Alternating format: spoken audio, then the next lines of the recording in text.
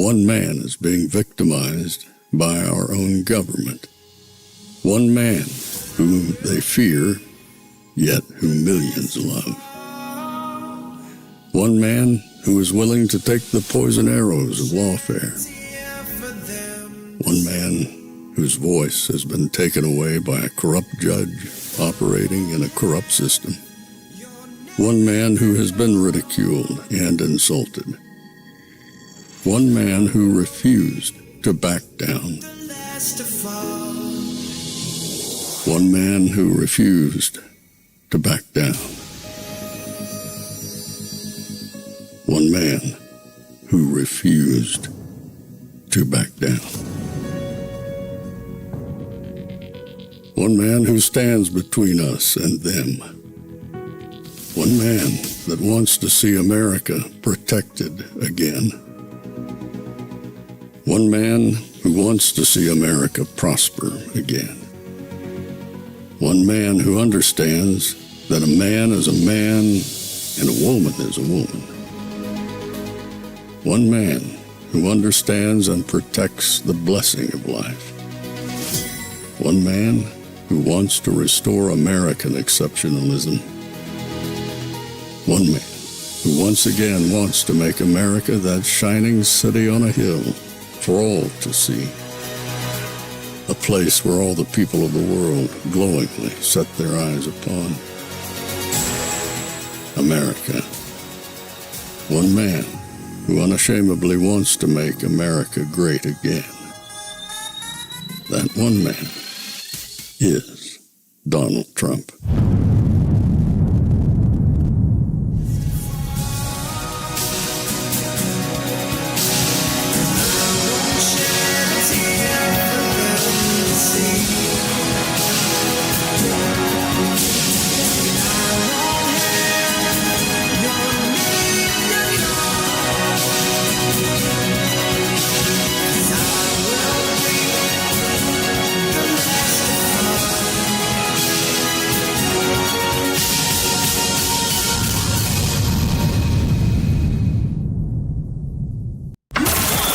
This is Fanfare with Barry Cunningham. Donald Trump was casting a ballot in Palm Beach, Florida. There he is with the former First Lady, Melania Trump, and he's about to speak. Let's watch together. How are you? Okay.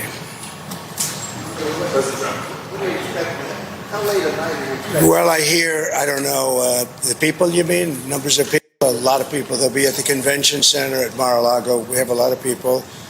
I've just been very honored to find out that the lines are long, and the conservative lines, the Republican lines, are very long. We got back pretty late last night, and it was an honor. It was a great honor. We had 4 incredible rallies and left Michigan late at night. Many of you were with us. And I hear we're doing very well. I hear we're doing very well. Are you against the abortion measure in supporting Florida 6 weeks? We did a great job in that. We brought it back to the states, as you know. I believe in exceptions, as Ronald Reagan did. And we did a great job. We did something that they've wanted to do for 52 years.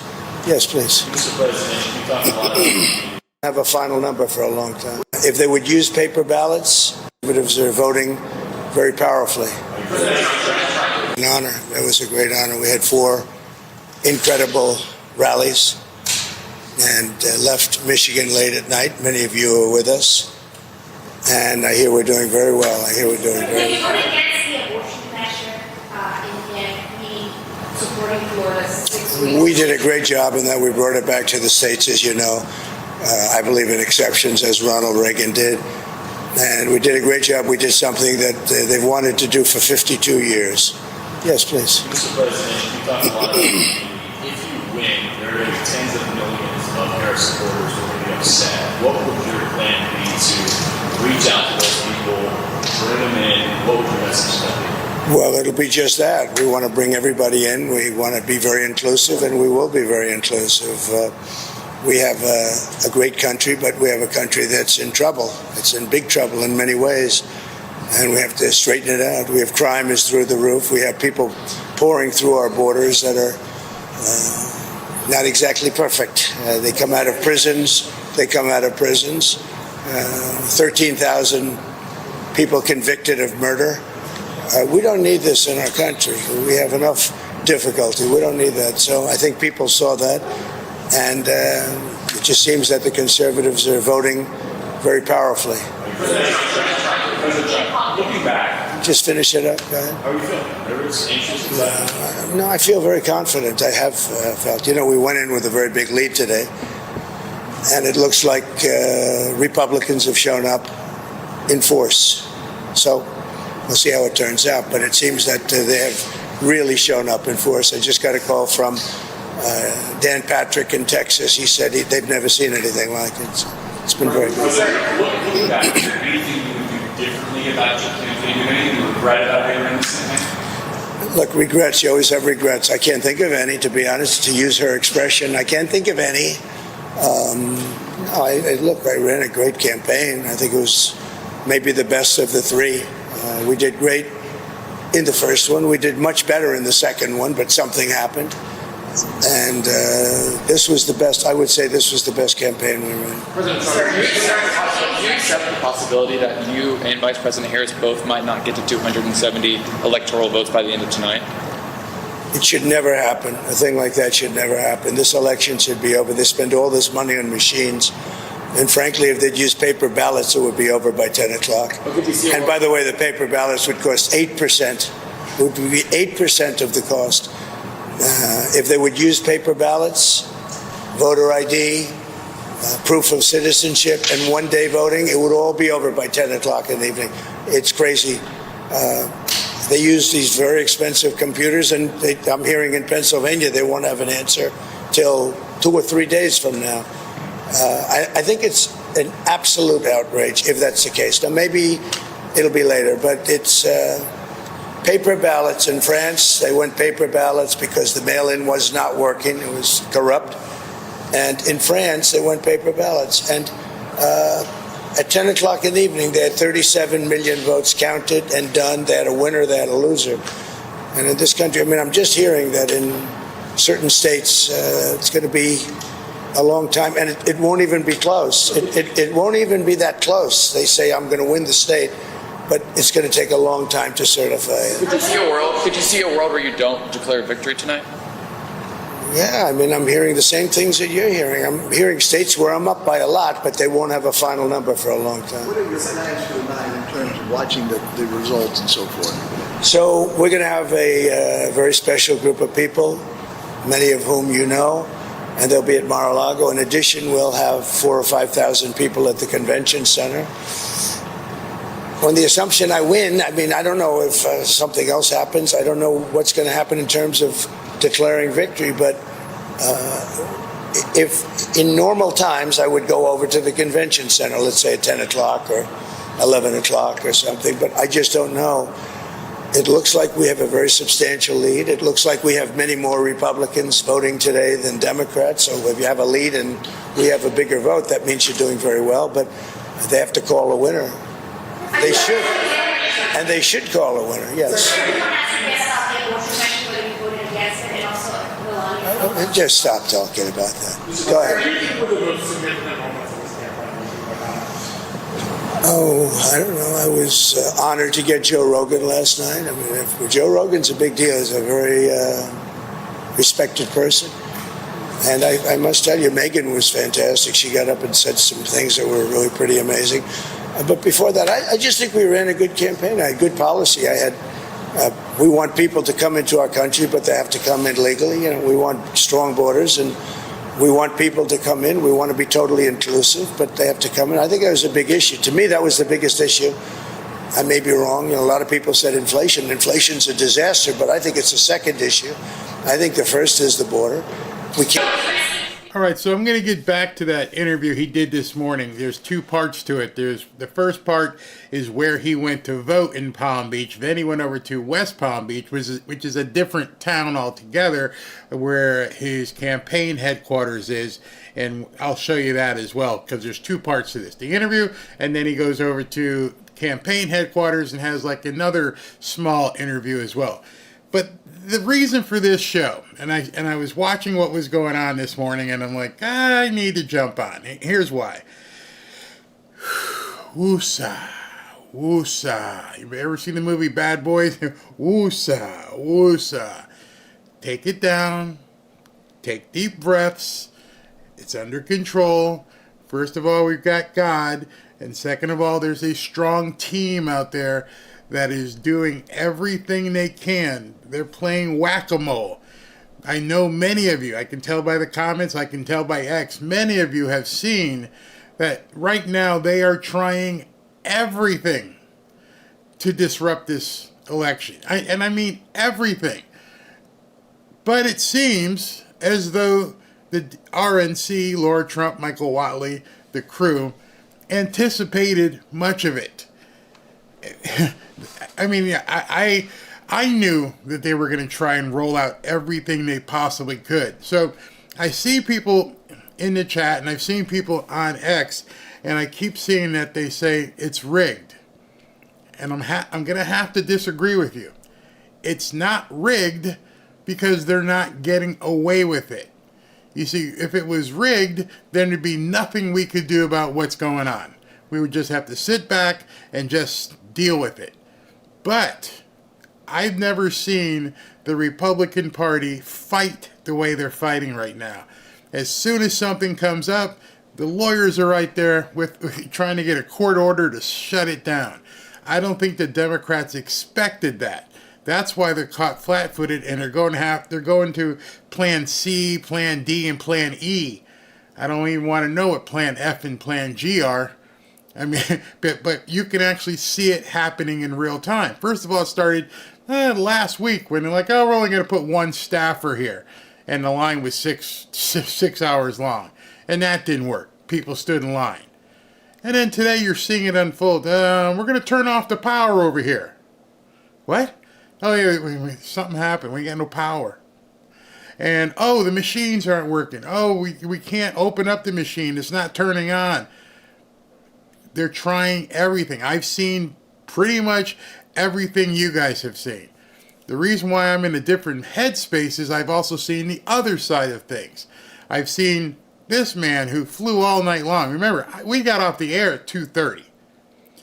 He then had to fly from Michigan back to West Palm Beach, go with the motorcade, everything else, get his house cleared, blah, blah, blah, blah, and then get home. And from what I understood, he got home at 6:45. And then had to get up this morning at, looking at the timestamp, at 11:30 and went to go vote.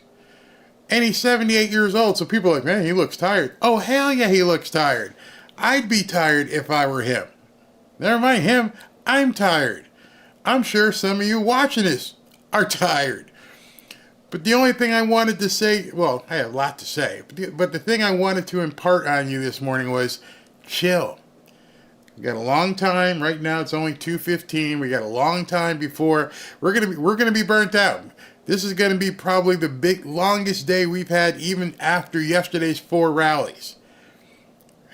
Nothing is going to happen immediately. You're going to watch it unfold. And I'm telling you right now, if you're not on X, you're not seeing it. You're hearing it secondhand. If you want to get in this fight, get over on X and help spread the word every time something comes up. No matter how minuscule. Hey, they ran out of paper here. Okay, boom. Post it. Hey, they got no paper in XYZ County. Something's wrong here. Watch the help come in. Watch the cavalry quickly show up. I've never seen anything like it. I literally have never seen anything like it, which also tells me the Democrats haven't seen anything like it.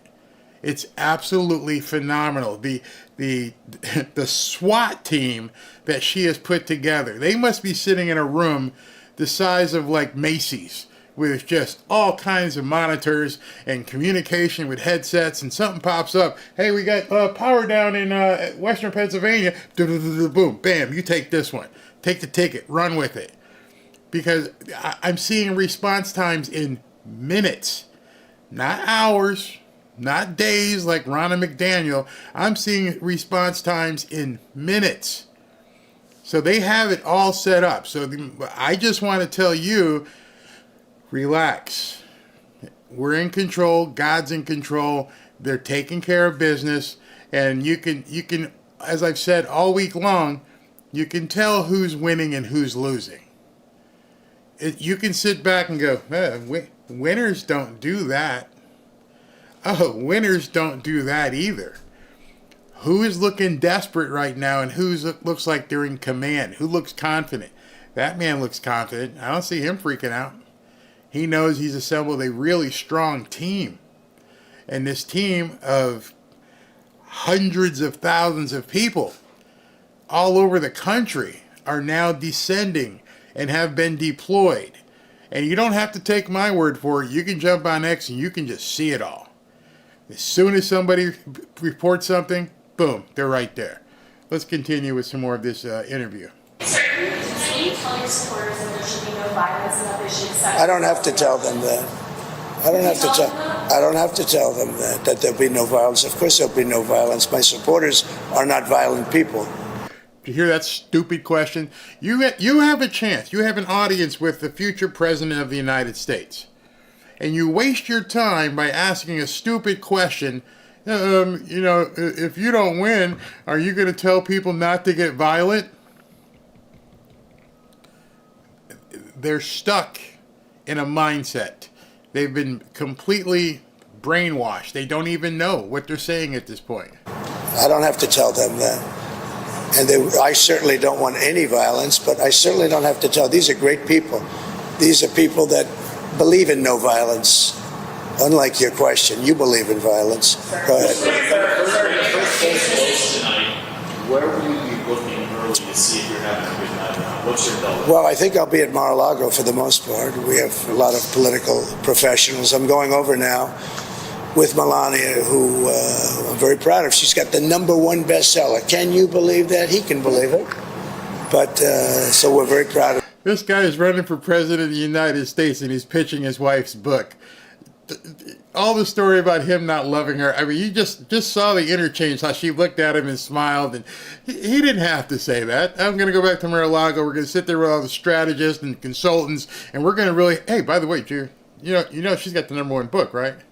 I'm like, women must love that. I mean, women in the chat must go, he didn't have to mention her book there. He didn't have to mention her at all. She's just standing there. She's being supportive. And he, in mid-question, as he says he weaved, oh, by the way, she's got the #1 book in the country. Did you know about that? You know she got the #1 book in the country? And you could just see Melania light up. Like, wow, man, thank you. Thank you for saying that. The job she's done with that. Her book is #1. But we're going to go over to the office in West Palm, and we're going to say hello to the workers. They've worked very hard. Will Georgia kind of be your first indication of whether it's going to be a good I think so. I mean, I hear we're doing very well there in Georgia. I hear we're doing very well. I hear we're doing very well everywhere. Now, I may regret that statement, but I'm hearing that we're doing very well.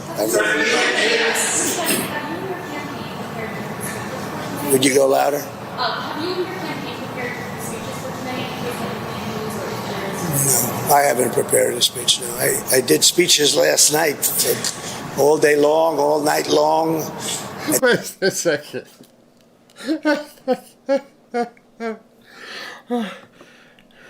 Has that reporter never seen this man talk? Hey, have you prepared a speech tonight? Either way, wouldn't you?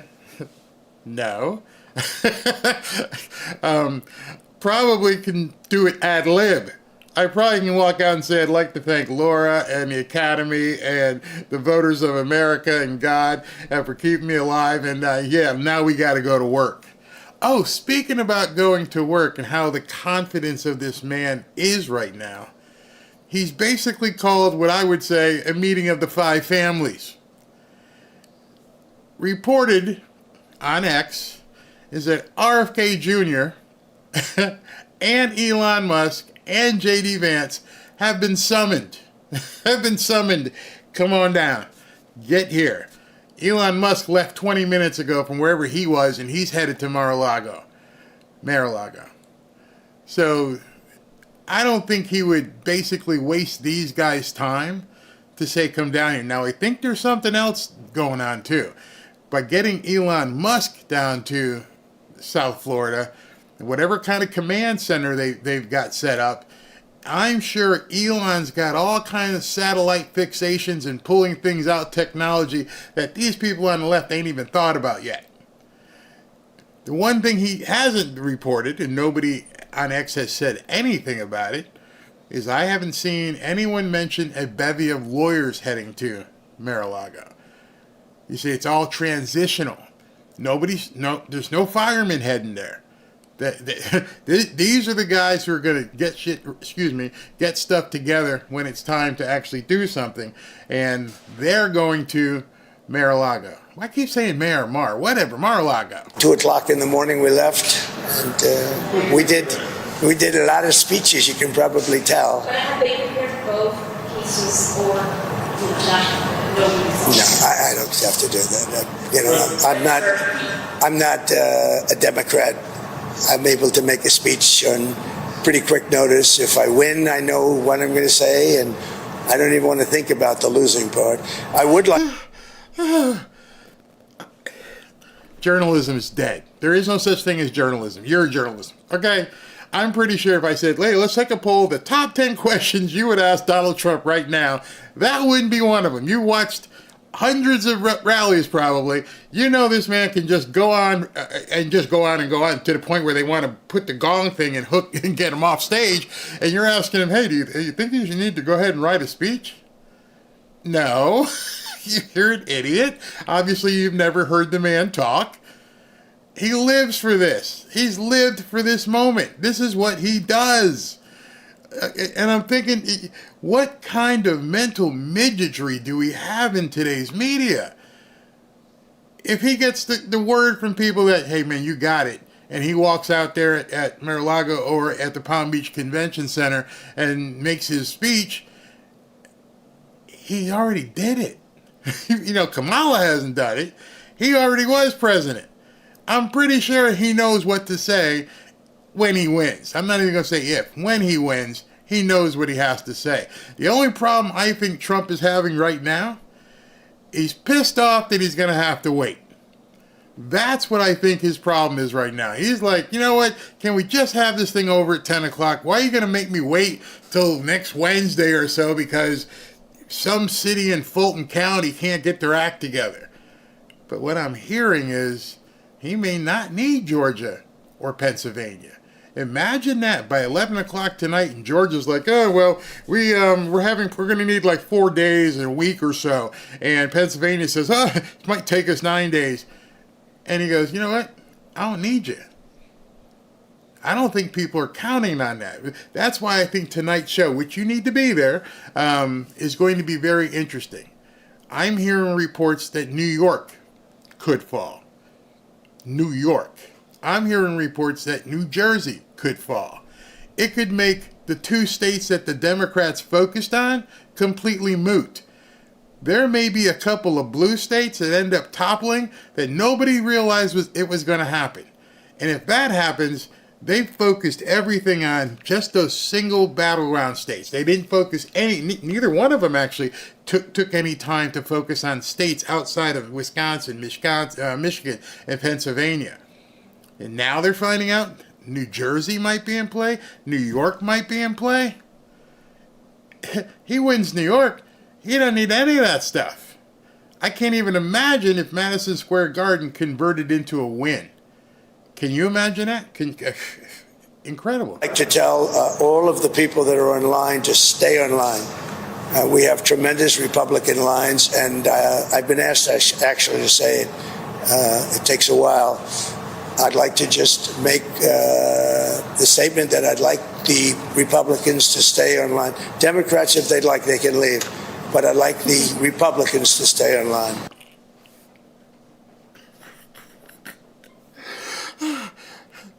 This man don't need to write a speech. He's a walking comedian. And no one in that room knew what he just said. Hey, Republicans, go ahead and stay in line. Democrats, you get tired, go ahead and get the hell out. Gold. Additional pressure today, given criminal cases against you that would proceed if you lost or go away from one? I have no pressure whatsoever. I'm winning big cases. Those cases are all being won. The biggest case was the Florida case, and it's been won. I appreciate your nice question. Sir, you and Mrs. Trump have been doing No this pressure whatsoever. for 9 years. Regardless of what happens tonight, is this your last campaign? Are you done after this? Yeah, I would think so. I mean, I would think so. How do you feel about it? Sad, and very fulfilled. I think we're going to have a very big victory today. Mrs. Trump, how are you feeling? Very good, thank you. Thank you. If you win, sir, if you win, do you have a plan in place to start naming staff and cabinet officers? We're already a transition team, but I don't like talking about that until I find out how we do. I mean, So, how does this sort of prevent from Iran and sort of assassination attempts sort of shake your thinking on stuff, right? well, it doesn't. Look, we're not looking to do damage to Iran, but they can't have a nuclear weapon. So, my terms are very easy. They can't have a nuclear weapon. I'd like them to be a very successful country, but they just can't have a nuclear weapon. Does it change the way you live? All the threats? Well, I think Secret Service has been a little bit tougher, to put it mildly. I see more machine guns than I've ever seen in my life. We're surrounded by. I feel very confident with Secret Service. Notice he looked at Melania when he was answering that, and she kind of went like. So I understand. I don't know if you guys follow. There's this guy on YouTube. Awesome stuff. May bore the hell out of you, but it's awesome stuff. His name is Monkey Works. And Monkey Works is a former military guy, and his entire channel is just watching air patterns across the country, where planes are flying, where they're going, what they're doing. And it was very interesting last night. He was talking about Trump's plane, as we're talking about security. If you guys haven't watched this stuff, I don't really push many people's YouTube channels, but if you want to get in the nitty-gritty of stuff, go look up Monkey Works. Monkey, W-E-R-X. Monkey Works. And he was showing the flight pattern of Trump's plane last night. So he was up here in Michigan, and you would think you just come down. Here you go. Here's Florida. If you guys remember the movie Red October, when Alec Baldwin told the guy turn left, and he goes, why are you going to turn left? Because he's crazy Ivan, and he's just turn, just see what happens. Well, the flight pattern, instead of going like this, was like doo-doo-doo, doo-doo-doo, and went all over the place. You can actually see it on the guy's website. You can see the plane doing different things, like, where the hell is this plane going? Who's it avoiding? Who's it trying to trick? You would never know. You can't see it. It's 30,000 feet in the air. But it was amazing to see the track that plane took to get home, if he was even on that plane. I saw the motorcade this morning, and I saw some pictures with Danica Patrick on the plane, but we don't know which plane it was. We don't know. I tried to see the leather and luxuriousness of it. Was it the Big Bird, or was it another Lear jet? I don't know. And then when I watched the motorcade, and you assume he's in this one, but he could be inside the back of that ambulance. Nobody knows. And it was just interesting when he turned and looked at her, and goes, yeah, I've never seen so many machine guns in all my life. They're still after him. Again, you don't do that when you're winning, right? You don't need to do that if you feel confident you're going to win. They're still trying to take Trump out. I think they've stepped up. Look, for a long time, they didn't give us the help. They didn't give us the assets, as they say, the manpower, woman power. They didn't give it to us. And we'd have rallies. You saw the rallies, 50, 60,000 people. And I'd have less people than Joe Biden, who had 5 people show up. And I'd have 55,000 people show up, and I had fewer people than him. So they should have done a much better job. And frankly, the president should make a very strong statement to the outside world, because How are you feeling about your team as you head into the last day? I think my team is incredible. Look, they say it's the best run campaign they've seen. Some people said it's the best run campaign they've ever seen. But in order to make that stick, you have to win. How do you feel compared to your past campaigns? Are you more confident now than you were about your team than you were in the last 2 races?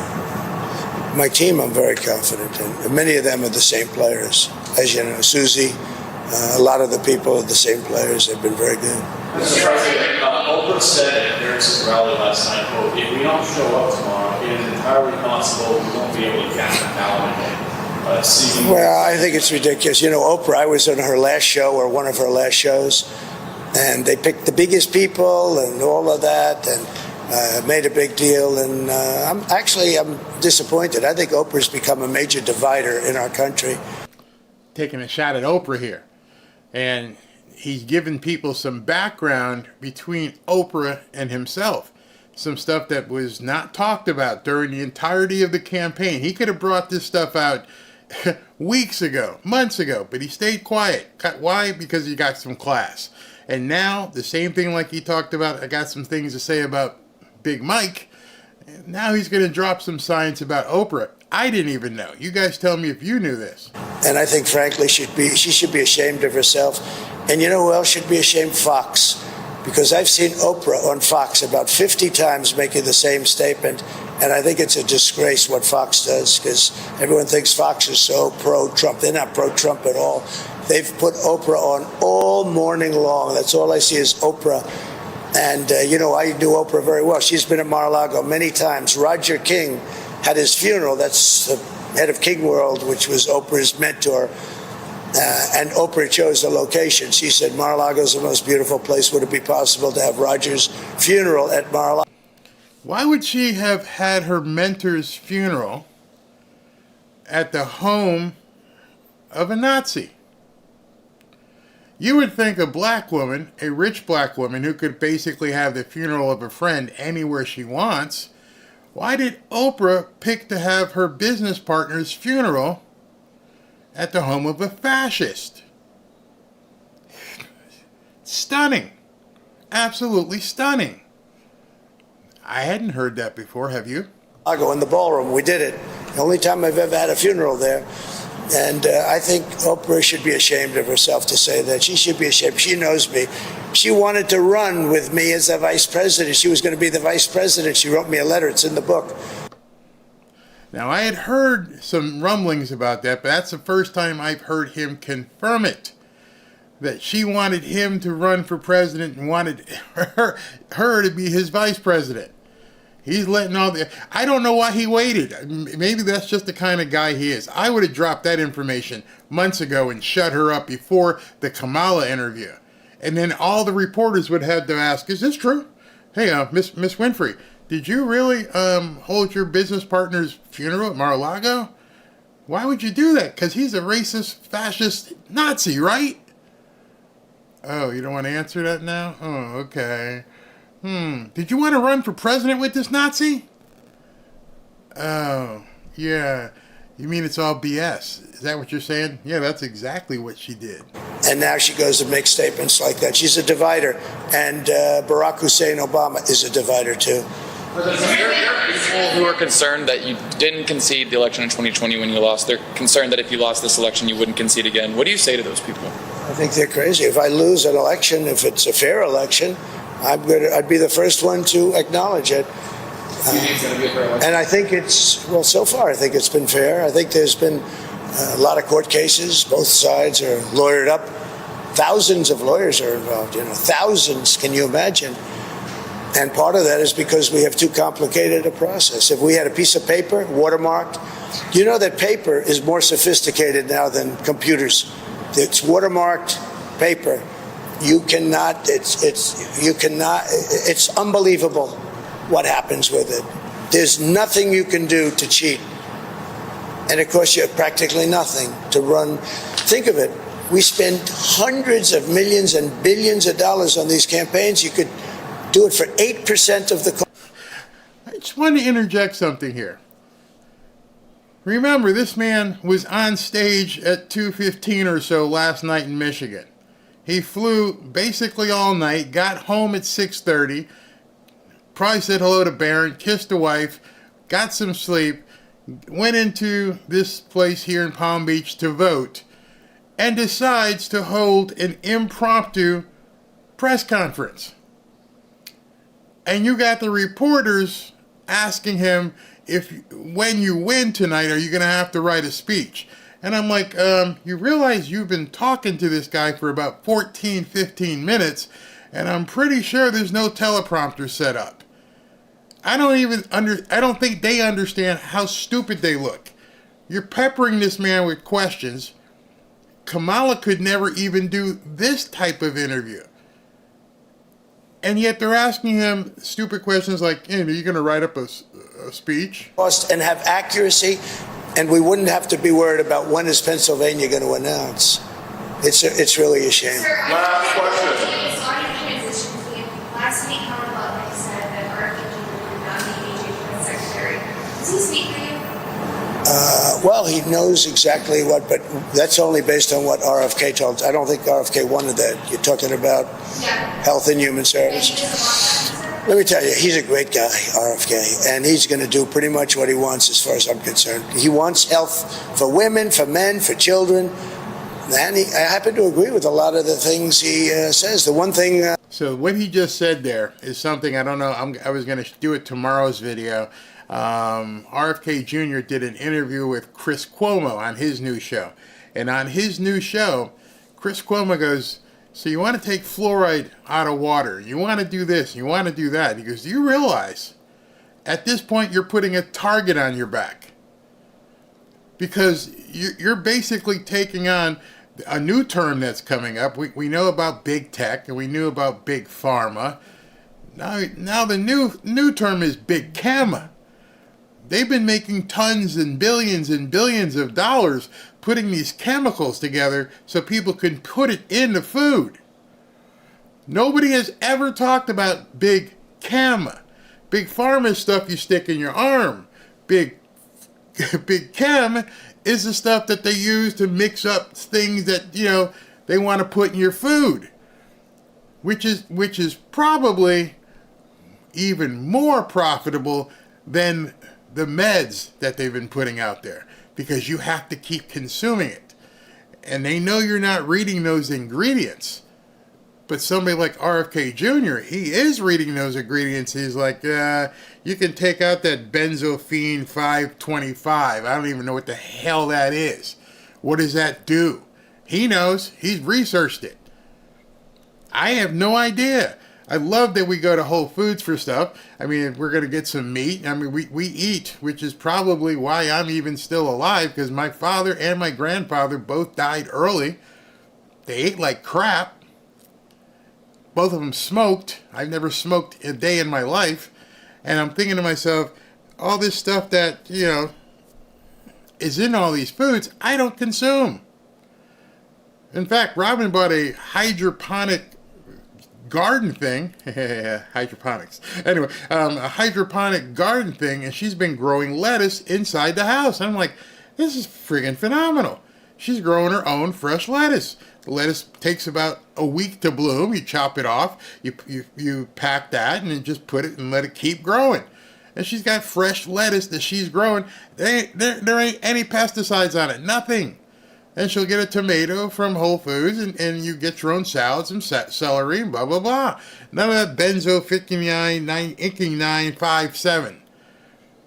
And so think about how much money they are going to lose with RFK Jr., as he just said, I'm going to let him do whatever he wants. Just stay away from the oil. I told him, and I've told you in speeches for the last 2 weeks, we got to keep them away from the liquid gold, because the liquid gold, we have more than any of it. It's called oil and gas. That one I'm going to handle.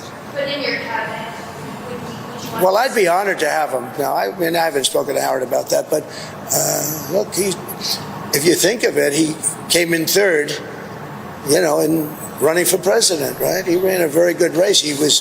He had obstacles. The Democrats just really unfairly put obstacles up, and hence Kennedy left the Democrat Party for the Republicans.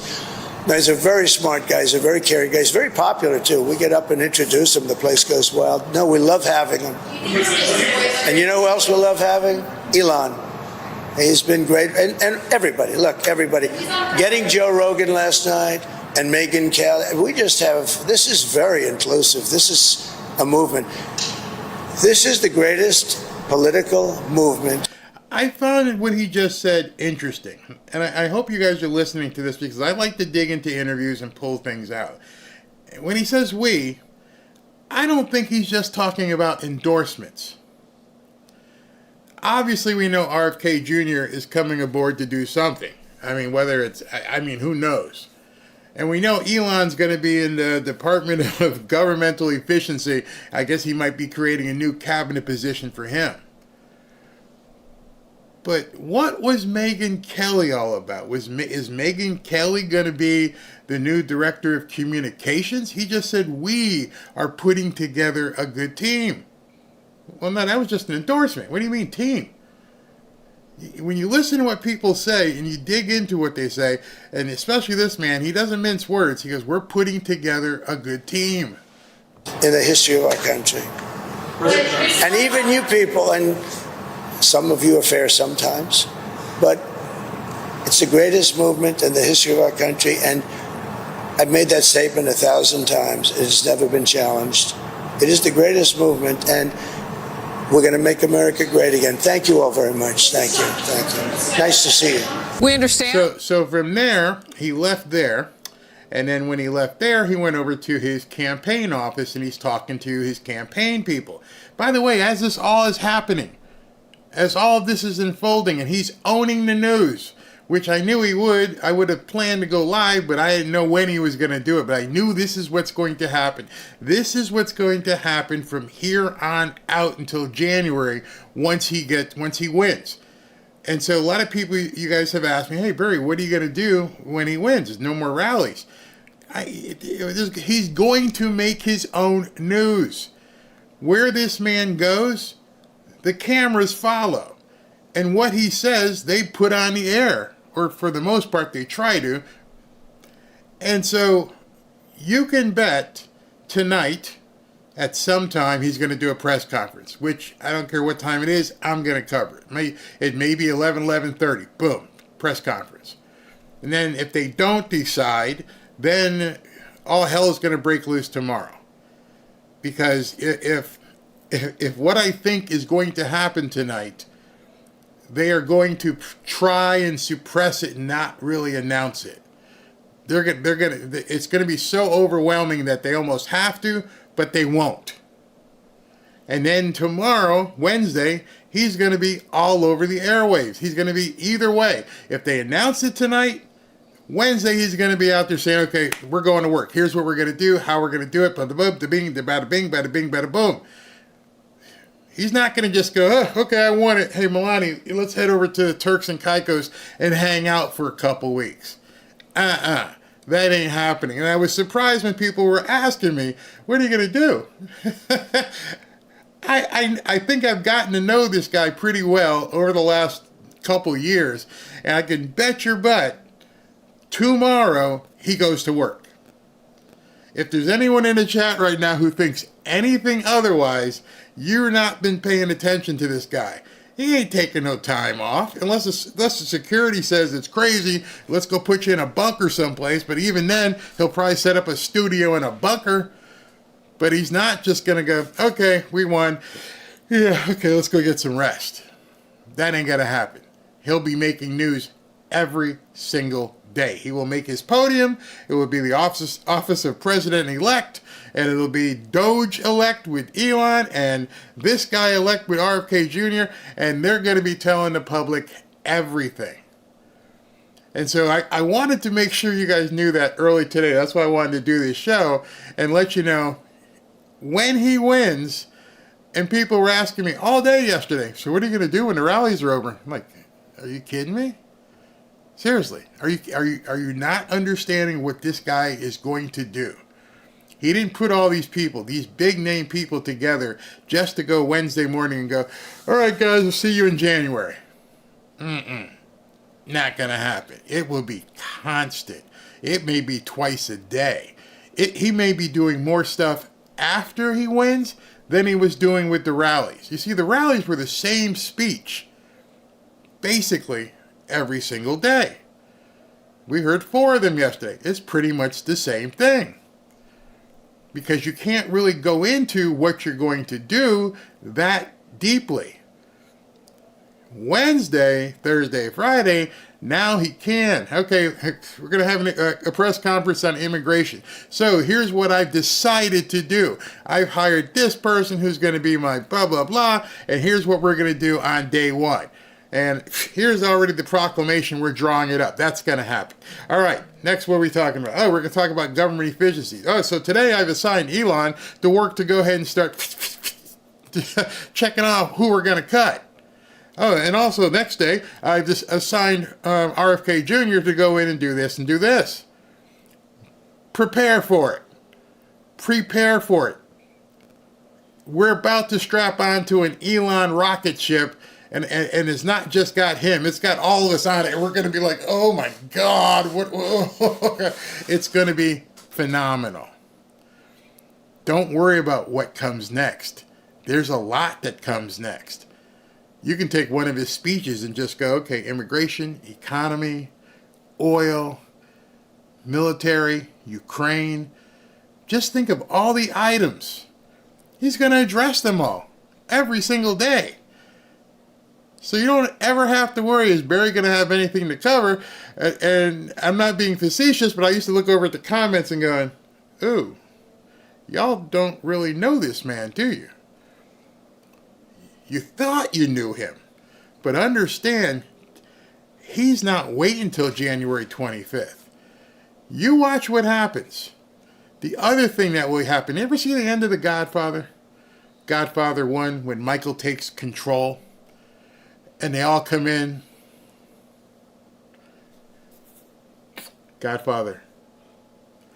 You watch the world leaders flying into Mar-a-Lago. They're going to have to get a different runway down here in Palm Beach, because you're going to see these world leaders. It'll be Netanyahu. It may be Putin. It may be, they're all coming. And you're wondering where the news is coming from? Hey, oh, get ready. Strap it on. Get ready. It's going to be voluminous. So anyway, so that being said, and we'll talk about that as it happens, this is with him at the campaign center. That the former president has stopped by his West Palm Beach, Florida headquarters now, his campaign headquarters in Florida. And let's watch and listen. We have a big day. We'll be watching, and it'll be very interesting. I hope they come up with a result tonight. You know, they say areas that were winning big, they might not be able to come up with it for 2 days. It's just a crazy thing. And I'm really saying this more for the press than for you. They should do paper ballots, same-day voting, voter ID, and be done. One day, same day. And by 10 o'clock, everybody would be... And you know, you're talking about for 8% of the cost. It would cost 8%. Think of that. For 8%, you get a better product. You hear what he's saying there? I really want you to listen to what this man has said. The reason why I wanted to play this press conference, he said that twice now. He said it in a couple of his rallies, that these paper ballots are so fantastic. They cost 8% of what it costs. They're watermarked, blah, blah, blah. What do you think is coming? Man's not wasting his time just saying this stuff. What do you think he's going to be doing? He is coming in with the full intention of destroying the Democrat Party. Not winning elections, destroying, annihilating, eviscerating the Democrat Party. If they go to paper ballots with watermarks, they are done as a party. Nobody wants them. Their entire existence is tied to cheating. You can see it. Everything you're seeing today is because they can't win. They have to have the elite newcomers, and I hope he fixed that. They have to have the machines messing up and being tinkered with. They can't win. Nobody wants their stuff. Nobody cares about having Transformers perform in front of kids. And so now he's letting people know. This is what I label a soft disclosure. It has now become his new catchphrase. He's begun to say it over and over. Watch as the days go forward how many times he begins mentioning paper ballots, paper ballots, paper ballots. There's a reason behind it. It's coming. They know it's coming, and it's freaking them the F out. And he's going to push that through. But we'll have to look at it. This is the heartbeat of your organization, sir. This is a great, well, you're the heartbeat, you are.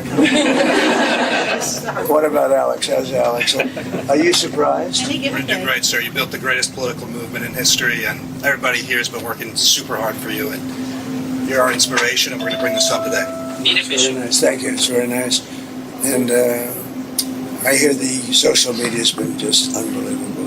You make it easy for us. You give us a lot of Joe content. Rogan has been just he's a great guy, and that was a big thing. And he did that. He just doesn't do that. And that he did that, I think it meant a lot. So all over the country, I hear it's all red. Are you watching Melania? I don't know about you guys that are married or not married, but when she's happy, she lets me know she's happy. And what's the old saying? Happy wife, happy life. And she keeps looking at him and smiling. She doesn't look frantic. He obviously doesn't ever look frantic, but she keeps smiling at him. She knows. They both know. You got to look for those cues. Those of you women who are married, you know the look of admiration. She just looked at him. And we don't need that. We went in with a very big lead, so we just had to sort of keep it, but I hear it's beyond that. And it's a movement. There's never been a movement like this, and we're going to turn our country around. We're going to not let people that murder people come into our country. We're not going to let drug dealers come into our country and terrorists come into our country. Little things like that, people are not going to stand them, and that's why we're doing well. But you know what? There's that look again. We still have a time to go, so let's make sure that we have this under control. And some of you I'm going to see tonight, I would imagine. I hope all of you. So I'll be seeing you tonight, and it'll be great. The First Lady's coming with us, and she's really impressed by the job you've done. Would you like to say something? A great job. Thank you so much for all your support. And it was hard work. I know it's hours to hours, and I know how hard my husband is working non-stop. So thank you for all your support. Great job.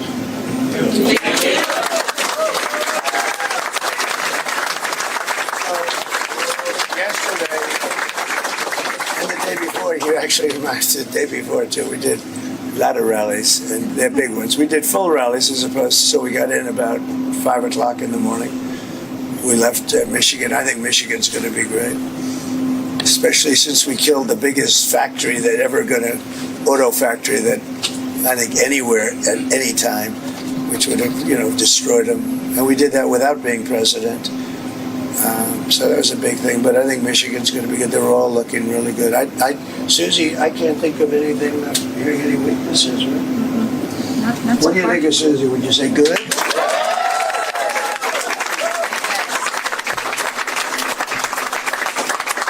Well, we just wanted to come over and pay our respects. This is really great. And we're going to see you tonight, and hopefully they'll be able to get these expensive computers going. The reason you use computers is to make time so that it's like fast. You don't use them so that you have to come up with an... It's, he knows. Absent them basically blowing up a precinct or something, he's going to win. Answer 3 days later, and that's a little scary when they say, what are they doing? You use a computer because it calculates quickly, and you use paper because you save cost. But the paper turns out to be much quicker than the computer. There's something wrong with that, so we don't like that. Talking about it again, hammering it home. When you repeat a message over and over, that's so people begin to hear it. It begins to sink in. And he keeps saying it. Just in the short time that I've been on air, you've heard him mention it 3 or 4 times. There's no way he would be mentioning paper ballots, 8%. I've learned it just from hearing it today. It's only 8% of the cost. It's so much better. It's got watermarks. You guys could probably start reciting it now too. He did that just in the last couple days. If I can recite it because it hit my memory, it's hitting your memory. All of a sudden, paper ballots, watermarks. Oh, it's only 8% of the cost. So you mean Elon has already come in with you and said we can chop this much? Think about what he said. In order to make the statement he just said, and I don't mean to drive you crazy with minutia, it means he has had to have someone look into the cost of all these damn voting machines. And then someone had to go in and look and say, okay, so if we replace all these voting machines with paper, how much does that cost? Oh, so it's only 8% of this cost to do the entire country? Yes, sir. So why aren't we doing this? And it's cheat proof? You can't cheat? No, sir, it's watermarked. Then why aren't we doing this? Because they won't let us. Okay, let's get that done. And he's repeating it over and over. There are a lot of things that are happening in our country that have to be changed, and we'll do it, and we'll do what's right for the country. And I think that's why we're doing well. But let's see if we can close it out. But it would be, I just asked about it, wouldn't it be nice if after spending billions of dollars that they could have a computer give an answer by like 10 o'clock? And doesn't make sense, does it? Doesn't really make sense. It's crazy. Thank you very much. We'll see you later. Have a good day. And you're going to be watching, and they're going to be watching. Make sure there's no cheating, right? There's going to be no cheating. Okay. Thank you, everybody. I like that. All right, so then I started noticing things happening on X. So I want you to remember back to yesterday when I showed you this data. And this data was quite important. This data here was the numbers that his team released. His team released this information showing how bad the Democrats were doing. And not a lot of people let this sink in. Steve Bannon said some things, and I told you guys again last night, that in Arizona, you can see the urban turnout, i.e. the hood, is down 385,000. Female turnout is down 170,000. Same thing in Georgia. I could go over all these numbers. Same thing in Michigan, down 321. Let's go to another page. Nevada down 191. Pennsylvania, that's big numbers, 351, 381, and 450. Negative.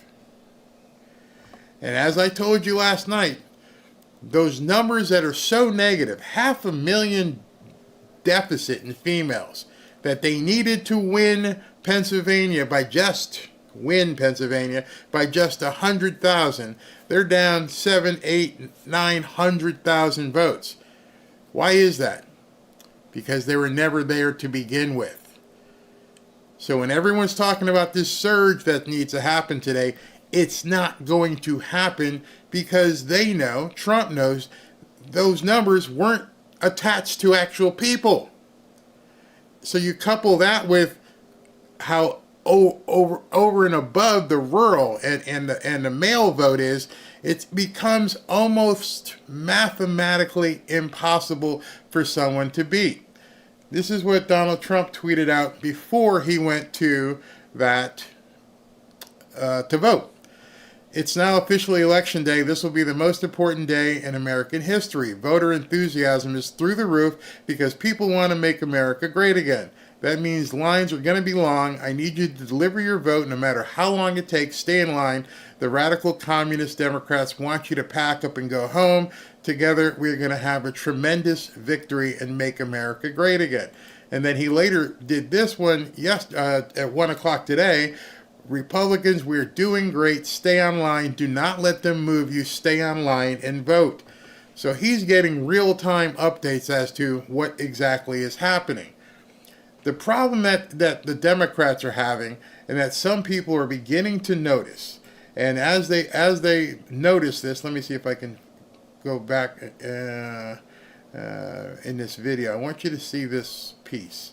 Where is it? Hold on. I gotta find this piece. I had a piece of a video here. I wanted you guys to, here it is. Hold on. I gotta get there. I had a whole bunch ready to go, but at the same time, I don't want to keep you guys here for 3 hours because that wouldn't be cool. So I want you to listen to this right here. The assassin was put down by the Biden administration. They stonewalled 100,000 investigators. All right. Listen to this right here. And you put that together with what I just showed you in terms of the numbers. And then look at the Democrat panelists' faces here when they realize this man is completely correct. He basically comes out at this point and he tells them, you guys have got a serious problem. The Democrats are down 1.7 million early votes in the battleground states. In urban areas, they are down. They're down 1.7 million votes. Where are they going to get that? If the people aren't coming out, as I just showed you, where are they going to get it from? Down 1.4 million votes in the battleground states among women voters, rural voters. Look at his face. Look at the black dude's face. Like, I feel like I got diarrhea.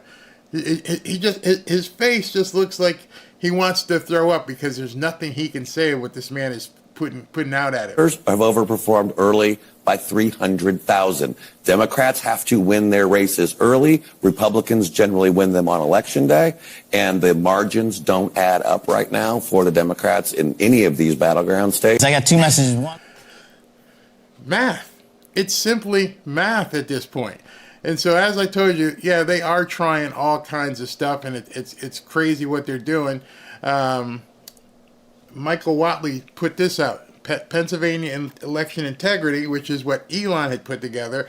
Early this morning, we learned that Republican poll watchers in Philadelphia, York, Westmoreland, blah, blah, blah, blah, were being turned away.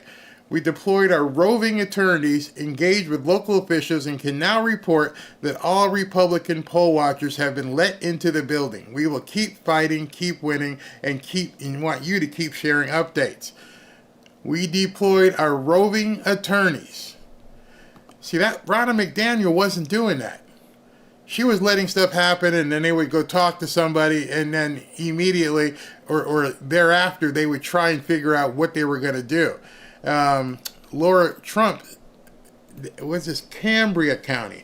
So Cambria County had the same problem. Cambria County shut down. Laura Trump. Good news on Cambria County. We successfully secured a court order extending voting hours until 10 p.m. tonight to make up for the long lines. So what happened in Cambria County was, hey, it's machines have gone down. We don't know what to do, and people are like, hey, but you're going to close. How are we going to get all these people in? The Democrats went to court to fight, keeping it open so that the people in line could actually vote. As I've said before, you don't do that when you're winning. You only do that when you're losing. Look at this. This is, I'm just going to show you this. I want you to see this. This is New York City. Elise Stefanik says President Trump is polling ahead in New York swing districts where Joe Biden won by 15 points in some cases. I urge all New Yorkers to get out and vote early in person to elect all of our incredible candidates. So now you have people talking about New York being in play. This then popped up and it says breaking. GOP poll watchers have been allowed into the buildings in various Pennsylvania counters after the legal victory. And RNC already winning lawsuits in Pennsylvania, and it's not even 8 a.m. I only show this to you so that when you're saying it's rigged and they're going to do this, not this time. At least we're fighting. At least, unlike Ronna McDaniel, you've got people out there swinging for the fences and saying, we're not going to take it. We're not going to go out this way. So let me go back to this video. I want you to hear this from Mark Halpern. Again, this is about the numbers. Where is Mark? Oh, Mark's here. Okay. I got to go to this. Okay. So this is Mark Halpern after he saw the same numbers that you're seeing. Listen to this. Let's talk about Pennsylvania, okay? This is a state where the early vote matches, as I said, what we've seen other places. Disappointing turnout in Philadelphia. Go ahead and put up the Philadelphia, the Pennsylvania chart, please. Okay? Not enough vote coming from Philadelphia. All right. So the numbers I showed you a little while ago were the early voters and how it was such a disparity. These are now even further digging into that tab so you can see where the numbers are. Listen to what he says. It's kind of complicated, but you have to pay attention. See, because they count on you not having to see this stuff. You know, everyone talks to me about polls. This is your polls. This is the data that you need to see to understand what's happening. Yeah. Lots of votes coming from rural. So this chart looks at 2020, 2022, and 2024 in the early vote. the mail-in vote. And the most important thing I think to look at is where it says GOP returns and Dem returns. So you see in 2020, the GOP returns were 580,000, and the Democratic return ballots were 1.6 million. All right, just want to stop you. He's talking about the far right column in 2020. I don't even know why he put 2022 in there. But anyway, the far right column, I want you to go down to 4 rows down to GOP returns and Dem returns. In 2020, the gap was 1.1 million. And this is in a state that Biden supposedly won with 100,000 vote margin. And they had a 1.1 million discrepancy back in 2020. Okay, almost over a million vote difference on the early vote. And then go to the first column, and you see the Republican returns are slightly higher, almost 600,000, but the Democratic returns are down 600,000. All right, now he's back in 2024, now, today, real life, and somehow the Democrats have lost 600,000 votes. I did well in school in math, but you don't have to be astute in algebra to know if you won by 100 and this time you're losing 600, then you need to make up 500,000 votes to get even. And so Trump's seeing this, everybody else is seeing this and going, where are they coming from?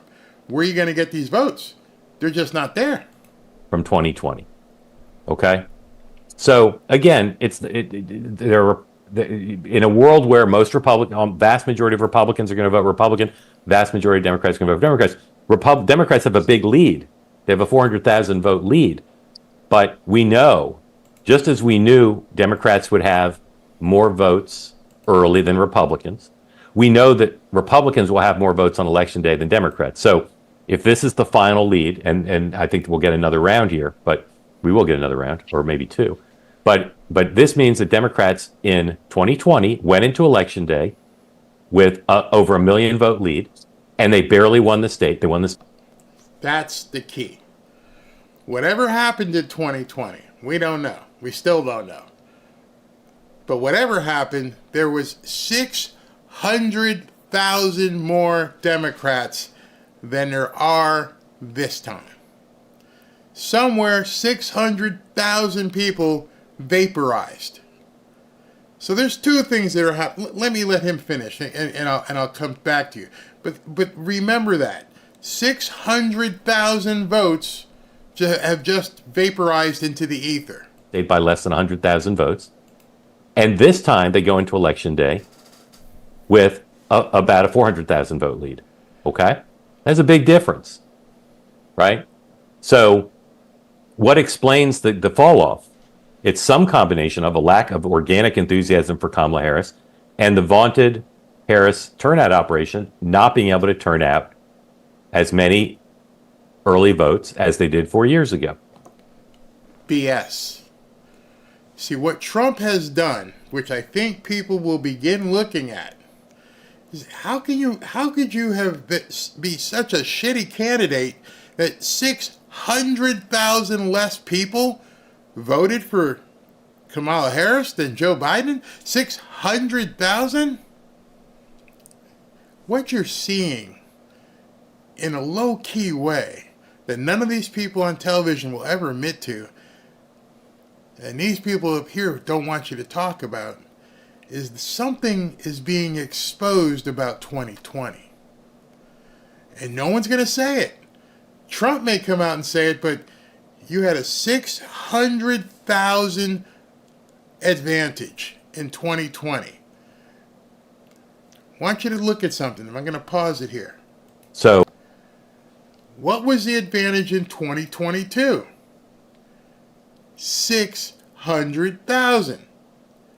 So in 2020, you had 600,000 advantage. In 2022, you can see 249 and 812, you had a 600,000 person advantage. And now it's gone? Where'd they go? Was there a mass exodus? Did people move out of Philadelphia? Or were they never there to begin with?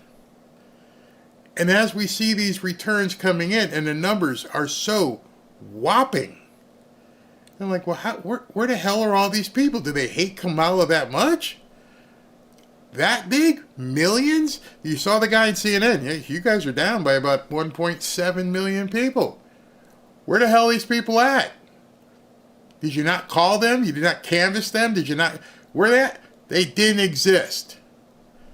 This election, at this point, and I'm having to couch my words here, but when you look at data and you see that kind of anomaly, it doesn't make any sense.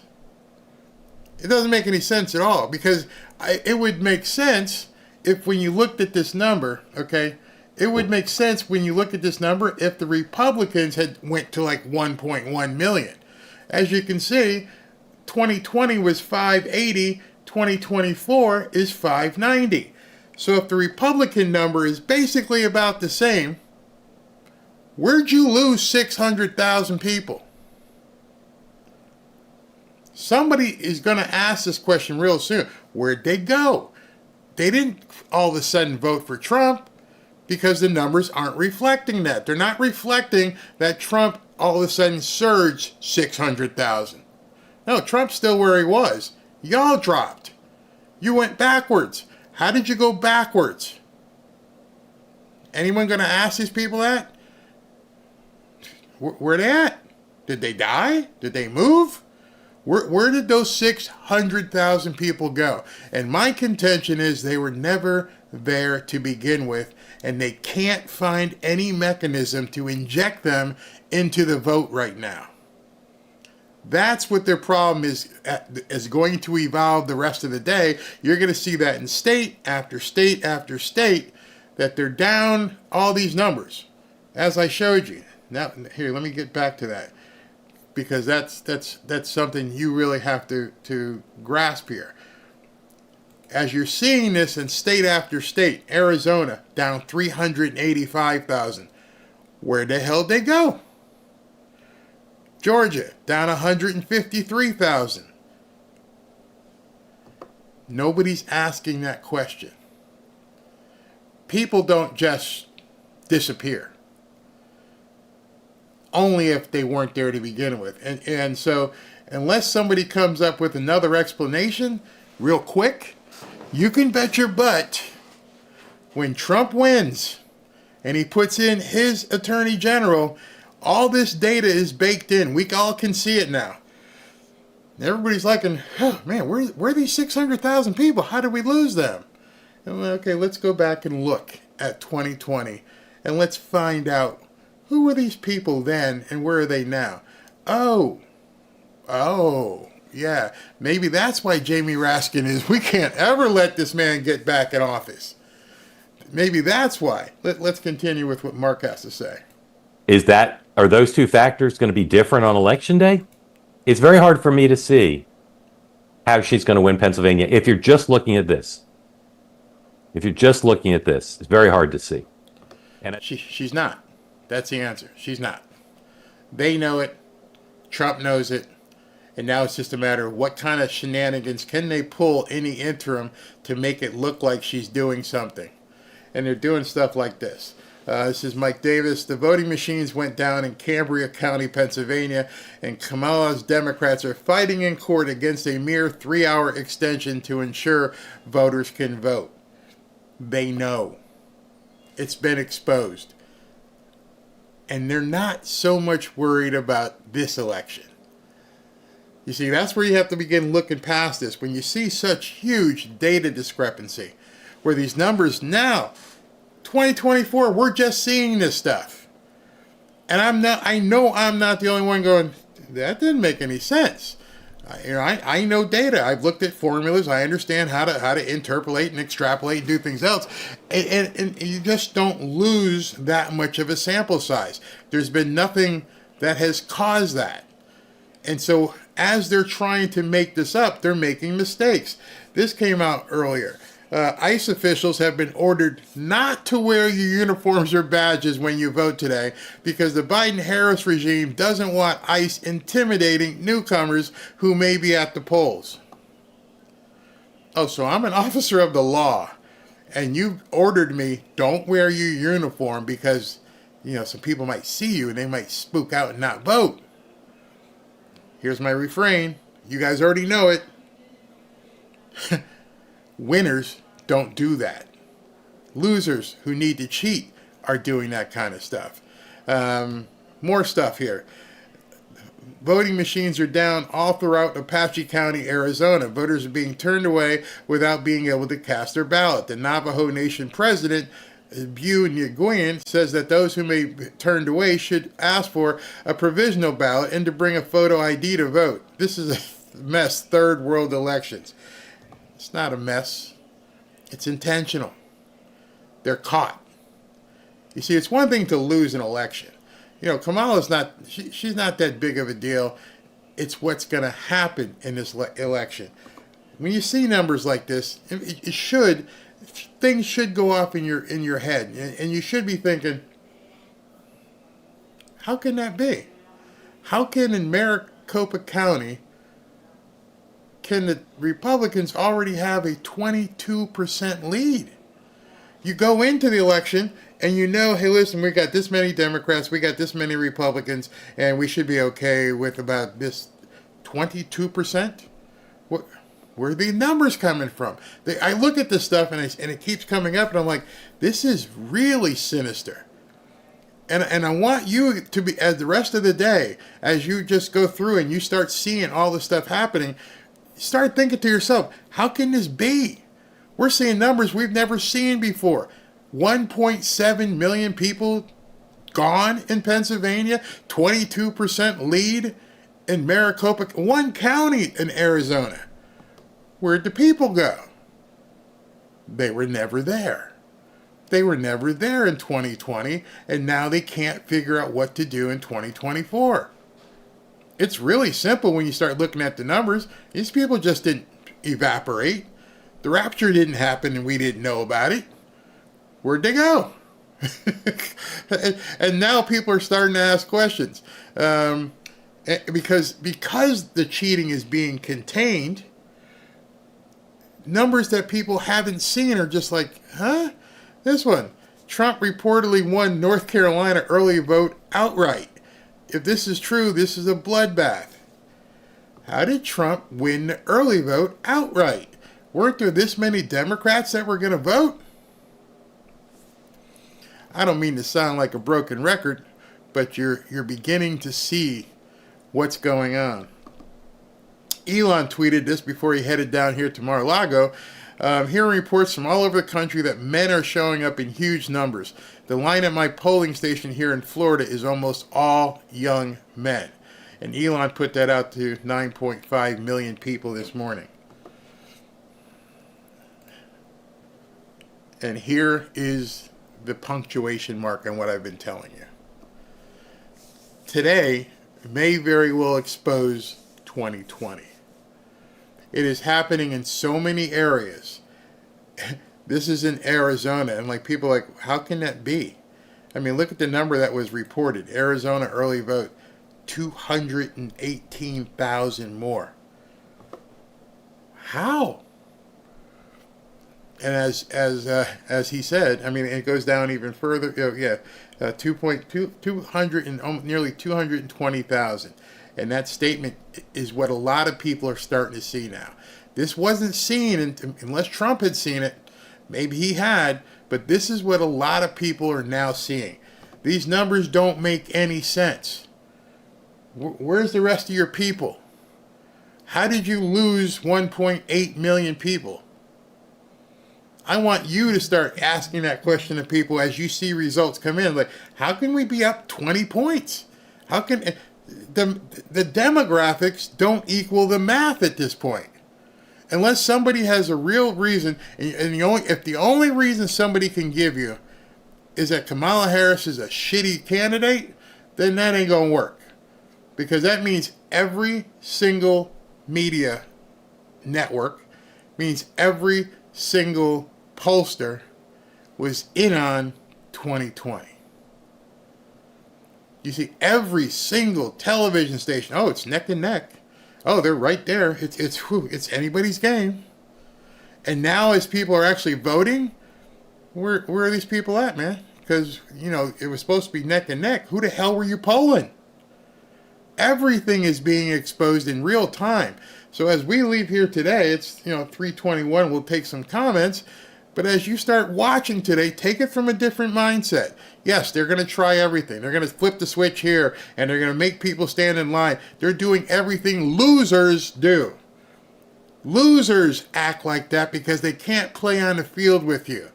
This is Tanya Harding shit, going up and knocking her in the knees so Nancy can't skate against you because you know you can't win. And not only do you know you can't win, you also know why you can't win. You know you screwed up in 2020, and now this is happening because you didn't expect Joe to have dementia and then have to bring in this puppet. And Trump is kicking her butt. And he's kicking her butt, and it's gonna get even worse because you don't have the bench. There's no people. Think about it. It's 3 o'clock in the afternoon. Polls are going to be closing relatively soon, 3-4 hours. Where do you make up this number? And then how do you explain the postmortem? The postmortem being when they start asking questions and start saying, "Hey, what happened? Where'd these people go?" I don't think they're going to have answers. I don't think they're going to be able to tell people, "Hey, listen, they just didn't show up." Well, did you go knock on their doors? You should have the entire voter registration roll, right? Well, let's go check out. Does Fred live here? No, there's no Fred here. Does Fred ever live here? I've been living here for 10 years. I don't know who the hell Fred is. Oh. Yeah, big problem. Dems are... No, see, this is what people thought. You said, like, Dems are voting Republican. The data doesn't support that. That would be the easy explanation. But as I showed you here, let me show it to you again. I've told you before, I believe we're going to learn after the election that the Trump campaign had some tricks up their sleeve regarding get out the vote. GOP returns. Okay. In 2024, now they're both in Pennsylvania. Only 590. They've been in Pennsylvania today. She's spending her day there. She's got a big concert tonight. Maybe Democrats are going to flood to the polls on election day. The Democrats evaporated. That's what they're going to try and tell you. Oh, we didn't have the turnout. Well, how did all these people not turn out?